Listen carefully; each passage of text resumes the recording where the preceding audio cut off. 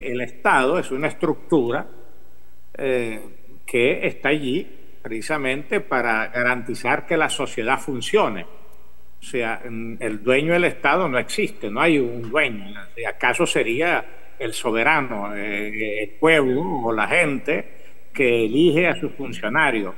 Hay una burocracia, en teoría debería ser profesional y competente y honesta, ¿no? Bueno, entonces aquí en Venezuela siempre se ha confundido gobierno y Estado. O sea, el gobierno no es el Estado. Por ejemplo, las Fuerzas Armadas, o sea, le deben lealtad al gobierno electo democráticamente, pero de acuerdo a la Constitución, no de acuerdo a un compromiso político, ideológico, personal que pudieran tener. Y lo mismo cada poder. Un juez, un tribunal supremo, tiene que rendirle cuenta al país y tiene su autonomía y su poder, ¿no? Igual que el legislativo. En cambio, en Venezuela hay una gran confusión. Esto es histórico de paso, ¿no? Porque tampoco esta es una novedad, porque hay que ser equilibrado, ¿no? O sea, el presidente de la República prácticamente en Venezuela ha representado el Estado. Yo el presidente, yo el supremo, ¿no? Una desviación de muchos países. Matizamos un poquito, no mucho, matizamos un poquito ese presidencialismo absoluto en los años de la llamada democracia del 59 al 98, ¿no? Pero en los últimos tiempos hemos vuelto realmente a las épocas más primitivas, ¿no? De yo el presidente. Entonces, lógicamente, allí hay un Estado que no es Estado. Allí hay simplemente una representación que termina representando al grupo en el poder y no a la totalidad social, ¿no? Entonces, somos un Estado fallido y para no irme muy atrás, hoy en día la soberanía territorial, por ejemplo, nosotros no la tenemos garantizada. O sea, ni en el sur de Venezuela, ni en la frontera, etcétera, ¿no? Los grupos irregulares no controlados, tanto de una índole como de otra, etcétera, etcétera. Y después, los servicios básicos. Un Estado que no te lleve el agua a tu casa, ni la electricidad, que no te garantiza salud, ni ingresos, absolutamente, si no es un Estado fallido, es un Estado absolutamente fracasado. Profesor, usted, Así usted, que, usted es historiador, usted nos dará luces, pero usted está hablando y yo estoy pensando en la época de la Guerra de la Independencia, que fue aquella guerra civil de venezolanos contra venezolanos, en buena parte de ella. sí. Los llaneros llegaban a una hacienda de un señor realista, los llaneros, digamos, que estaban, o los de Boves, que eran promonárquicos, y arrasaban, se comían las vacas de salón, acababan con las latas de cinde, acababan con la finca y no quedaba nada, no quedaba muñeco con cabeza. Yo estoy pensando que en este momento, esta Venezuela nuestra, que es una Venezuela saqueada, se parece a esa Venezuela donde llegaron unos tipos, llegaron unos señores, unos sujetos, y con el poder del Estado han procedido a saquear la nación. Coméntenos, por favor. Claro, sí, son tiempos diferentes, pero igual que los seres humanos pertenecemos a épocas diferentes, pero repetimos ciertas características. Venezuela ha tenido, Juan Carlos, tres momentos trágicos, ¿no? Que ha retrasado, a mi juicio, su evolución normal como sociedad. La independencia, que logramos convertirnos en independiente y república, pero fue un desastre. Del ganado, se calcula que había, antes de empezar la independencia, 5 millones de cabezas de ganado, ¿no? Bueno, quedaron 200.000, 250.000. La población se calcula que se perdió una población entre el 40 y el 44%. O sea, imagínate el impacto demográfico de perder casi la mitad del país, la mayoría jóvenes o en edad de trabajo y de procreación.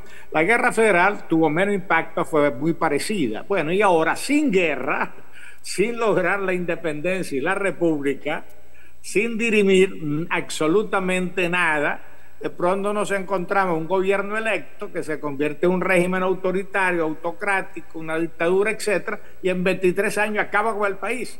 O sea, yo diría que son más depredadores que hace 200 años, porque al fin de cuentas en aquella época una Venezuela rural, atrasada, el llanero o el campesino no sabía si estaba con la monarquía o la república, él no tenía idea de eso, simplemente a él lo llamaban a participar y se le autorizaba el saqueo.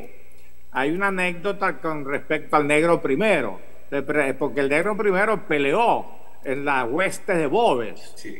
Y él lo ocultaba y se avergonzaba después. Y hay una anécdota en donde le dicen a Páez, mire general, no le diga al general Bolívar que yo estuve primero en la hueste de Boves, ¿no? Entonces Páez le dice, mire, le dijo a Bolívar, es la anécdota, indistintamente que se ha inventado o no, estuvo con Boves y tal. Entonces Bolívar dice que le dijo, ¿y por qué usted se fue con Boves? Bueno, porque un compadre mío no tenía montura, le habían ofrecido que si él participaba tendría montura nueva y algo más. Bueno, yo también no tenía montura y me metí en la aventura. Pues.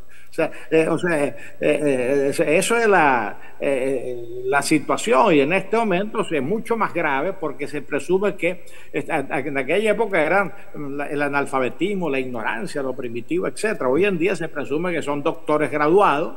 La mayoría de esta gente que en este momento está de moda son egresados de la ULA y de otras universidades. Que son doctores, son abogados, son diplomáticos, son tal, y resulta, bueno, empresarios, multimillonarios de aviones privados, y resulta que, en teoría, ¿quién los controló? ¿Quién los puso ahí? Claro, buena pregunta, profesor. Así que realmente somos absolutamente un Estado fallido. Ahora, digamos, la República, el Estado venezolano, el derecho venezolano, se suponía que tenía mecanismos de regulación y autorregulación para impedir que estas cosas sucedieran, pero el sistema no tiene mecanismos de autorregulación o son muy débiles. Yo quisiera preguntarle a usted sobre esto. Nosotros fuimos exitosos en crear la República Independiente en 1811, etcétera, ¿no? Pero hemos sido un gran fracaso en crear una república federal democrática, que es el proyecto, diríamos, inicial de nuestra primera Constitución.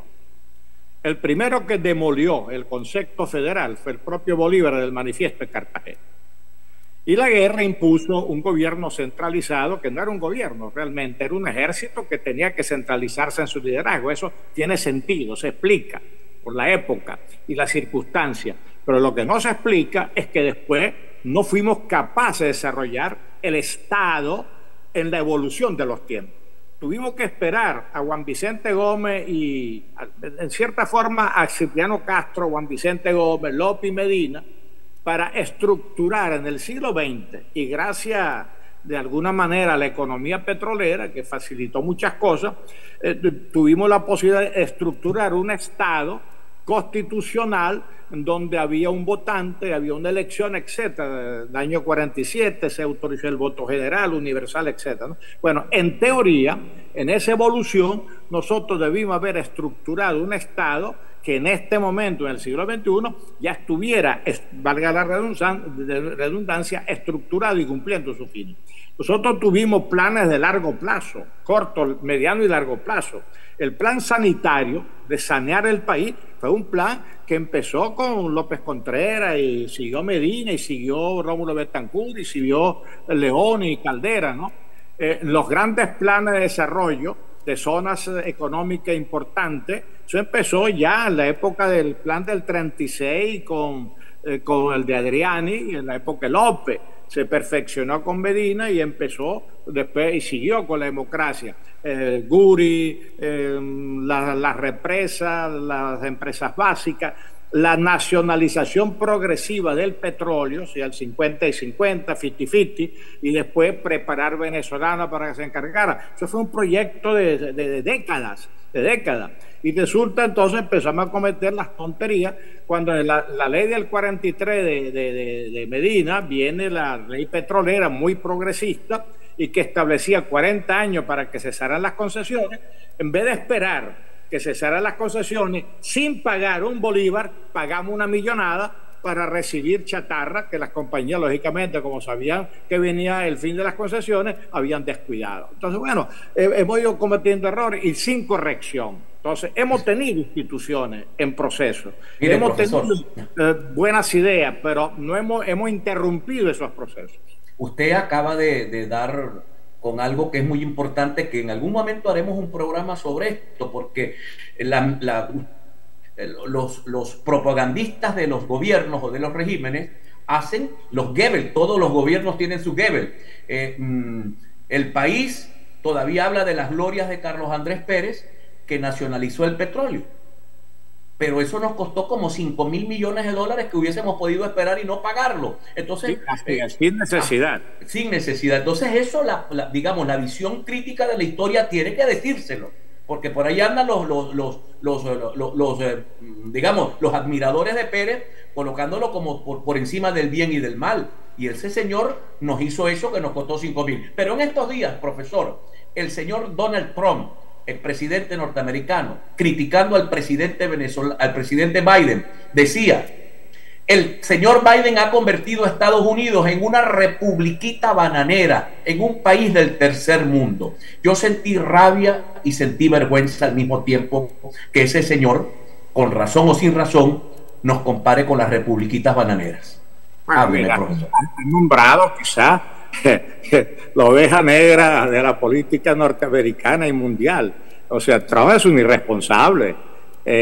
O sea, tiene todas las características de un delincuente de alto nivel, ¿no?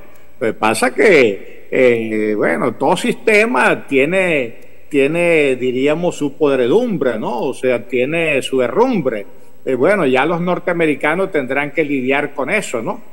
Pero evidentemente que él no tiene autoridad moral y simplemente está usando expresiones tremendistas porque lo que quiere es polarizar con Trump para lograr, perdón, con Biden para lograr otra vez su candidatura, ¿no? Y eventualmente intentar ganar. Muy bien. Vean lo que me dicen acá. Voy a dar el número telefónico de esta persona, 0412-204-466. Buenas tardes. Dejen quieto lo que está quieto. Pase lo que está pasando, Maduro ganará de nuevo. En cuanto a usted, señor Fernández, no sufra tanto. Ore por su salud, que se le ve enfermo. Yo le conozco, no hable mucho, hable lo prudente. Usted es inteligente. Por su seguridad, deje quieto lo que está quieto. Mi nombre es SPCV. Al retorno. Este es el país que tenemos, mi querido profesor. Vamos, Evelyn Castro, cierra este segmento, por favor. Bueno, cerramos este segmento con esta noticia que está en focoinformativo.com. Fedeagro dice, se requieren de